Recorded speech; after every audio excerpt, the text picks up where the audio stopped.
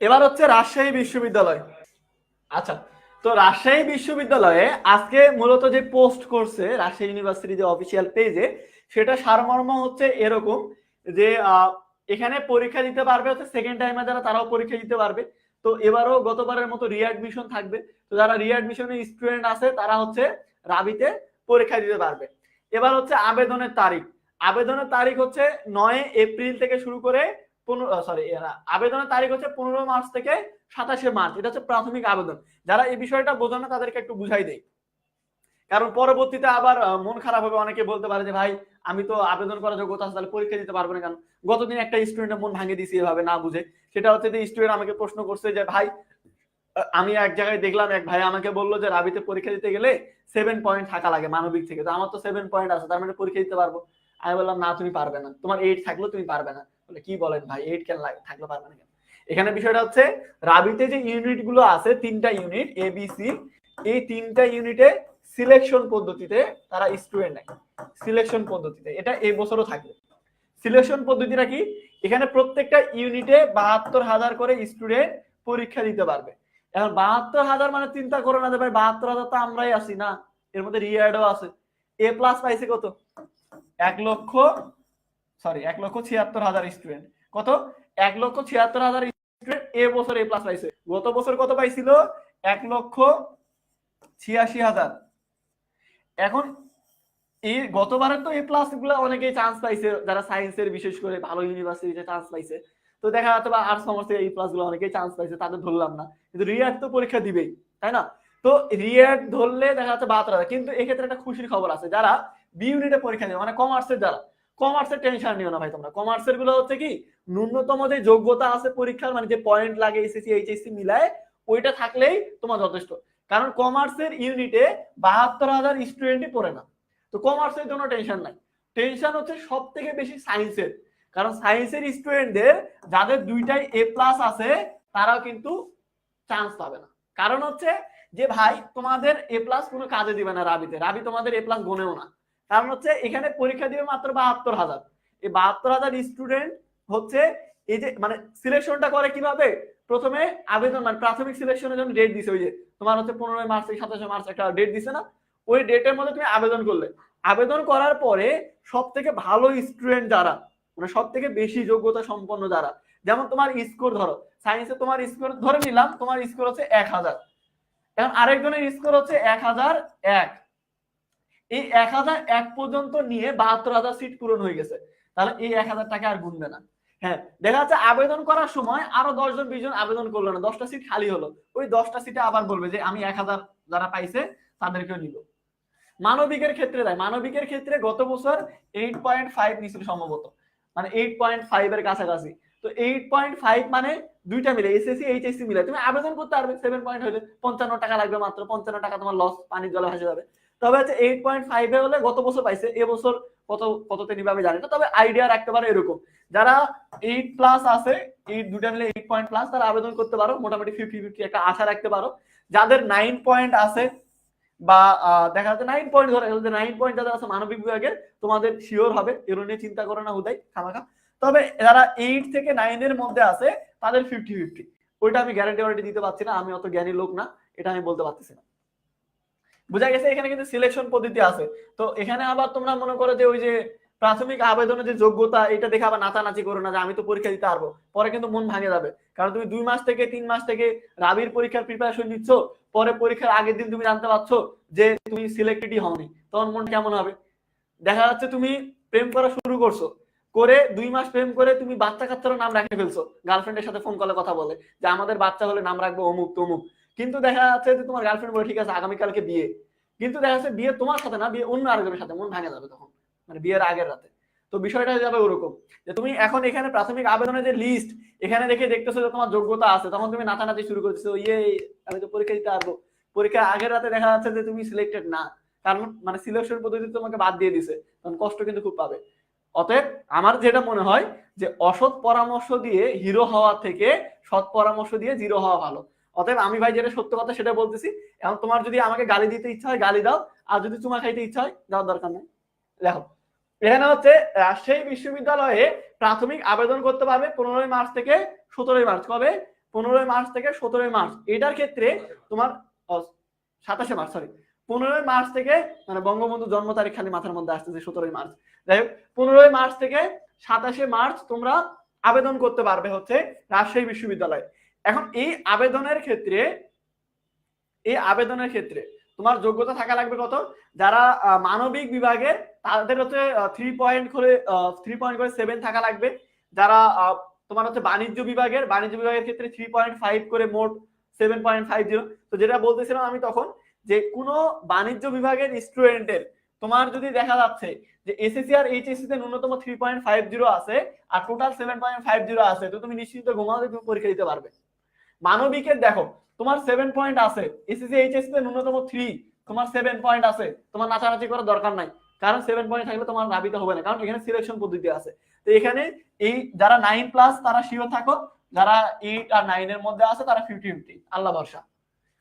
আর এবার হচ্ছে যারা বিজ্ঞান বিভাগের বিষয়টা হচ্ছে 3.50 থেকে 8 যারা আছে আর কি, তো এখানে 3.50 করে থাকা লাগবে আর টোটাল 8। তো তোমার 8 থাকলেও কিছু যায় আসে না, তোমার A+ থাকলেও কিছু যায় আসে না, কারণ হচ্ছে A+ কেও গুনবে না, তখন হচ্ছে সিলেকশন পদ্ধতিতে মানে উপর থেকে নিচের দিকে দেখবে যারা যারা আবেদন করছে এদের। অনেকে পরীক্ষায় দেয় না, দেখা যাচ্ছে যে আবেদন তো আগে করতেছে না, তো আবেদন করে ফেলছে, আবেদন করার পরে ঢাবিতে হয়ে গেছে, বুয়েটে হয়ে গেছে, অন্যান্য জায়গায় হয়ে গেছে, ভালো জায়গায় মেডিকেলে হয়ে গেছে, আবেদন তো এখন করতে হবে কিন্তু পরীক্ষা তো পরে, তো আবেদন করে সিটগুলো দখল করে রাখা দেয় হুদাই। আর ভালো স্টুডেন্ট যারা হচ্ছে মেধাবী কিন্তু রেজাল্ট কোনো একটা খারাপ হচ্ছে কোনো একটা কারণে, তাদের তো হচ্ছে। আর এবার যে রেজাল্টের অবস্থা ভাই, রেজাল্টের উপরে আমার মন মানসিকতা উঠে গেছে। দেখা যাচ্ছে যে স্টুডেন্ট কোনোদিন পড়তে দেখিনি সেই স্টুডেন্ট A+ পাইছে, যে স্টুডেন্ট দিন রাত পড়ছে, আমার স্টুডেন্ট প্রত্যেকটা সাবজেক্টে A+ পাইছে, ইংলিশে ফেল করছে। ওই স্টুডেন্ট ইংলিশে জাহাজ, মানে দেখা যাচ্ছে আমার তো বেশি ইংলিশ জানে, ওই স্টুডেন্ট ইংলিশে ফেল করে বসে আছে। এটা সায়েন্স আমি নিজেও বুঝলাম না। এখন বিষয়টা হচ্ছে রেজাল্ট, এবার রেজাল্টের খেলা ভাই, অন্যরকম খেলা হয়েছে, এটা নিয়ে বলার কিছু নাই, বললে আবার কাছে কালকে আমার পুলিশ ধরে নিয়ে যেতে পারে উল্টাপাল্টা কথা বললে। এক্ষেত্রে হচ্ছে 21-22 যারা এসএসসি দিছে আর যারা সরি 21-22 যারা এইচএসসি দিছে আর কি, মানে রিঅ্যাডমিশন, কেউ যদি আগের বছর এইচএসসি দেয় তারাও দিতে পারে, মানে রিঅ্যাডমিশন আছে, এটাই বলছে আর কি। তো প্রাথমিক আবেদনের জন্য এই যোগ্যতা লাগবে, এই যোগ্যতায় তুমি প্রাথমিক আবেদন করতে পারবে 15 মার্চ থেকে 27 মার্চ। তারপরে তুমি যদি এটাতে সিলেক্টেড হও তাহলে তারপরে 9 এপ্রিল থেকে 15 এপ্রিল চূড়ান্ত আবেদন হবে। আর পরীক্ষা কখন হবে, পরীক্ষা হবে 27 থেকে 31 মে। আচ্ছা দেখো ঢাবির পরীক্ষা কবে ছিল, ঢাবির পরীক্ষা ছিল 6 মে 12 মে, অর্থাৎ দেখা যাচ্ছে যে মানে ঢাবির পরীক্ষা মানে ঢাকা বিশ্ববিদ্যালয়ের পরীক্ষা দেওয়ার পরে রাবির পরীক্ষার জন্য তুমি মোটামুটি 20 দিন মতো সময় পাবে। রাবির যে তোমার সিলেবাস মানে ঢাবির থেকে প্যাটার্ন আলাদা, যেটা অতটুকু শেখার জন্য 20 দিনই যথেষ্ট। তবে যাদের মূল ফোকাস হচ্ছে রাজশাহী বিশ্ববিদ্যালয় তারা এখন থেকেই পড়বে, কারণ ঢাবিতে রিটেন আছে কিন্তু রাবিতে তার রিটেন নাই, রাবিতে অনলি এমসিকিউ এর উপরে পরীক্ষা হবে। তো তুমি এমসিকিউ নিয়ে প্রিপারেশন নেওয়া শুরু করো এখন থেকে ভালোভাবে। আর ঢাবিতে রিটেন নিয়ে তো তুমি তো ঢাবিতে পরীক্ষা দিবে না, তাহলে তোমার চিন্তা করার লাভ নেই। আচ্ছা এখানে এখানে কিন্তু ঢাবিতে এ ইউনিট সায়েন্সের, কিন্তু এখানে আবার এ ইউনিট কিন্তু মানবিকের, আর বি ইউনিট কমার্সের, আর সি ইউনিট হচ্ছে বিজ্ঞানের, এগুলো একটা ওভার পার্ট, এগুলো পরবর্তীতে দেখে নিও। পরীক্ষা এমসিকিউ পদ্ধতিতে হবে, 80টা এমসিকিউ থাকবে, 100 নাম্বারের পরীক্ষা হবে, আর 1 ঘন্টার পরীক্ষা, মানে 1 ঘন্টায় 80টা এমসিকিউ সলভ করতে হবে, 100 নাম্বারের পরীক্ষা। কোন সাবজেক্টের কথা এটা আমি পরে বলে দেবো, ওটা ডিটেলস এখনো দেয়নি। এখন রাবি সম্পর্কে কিছু কথা বলে নেই।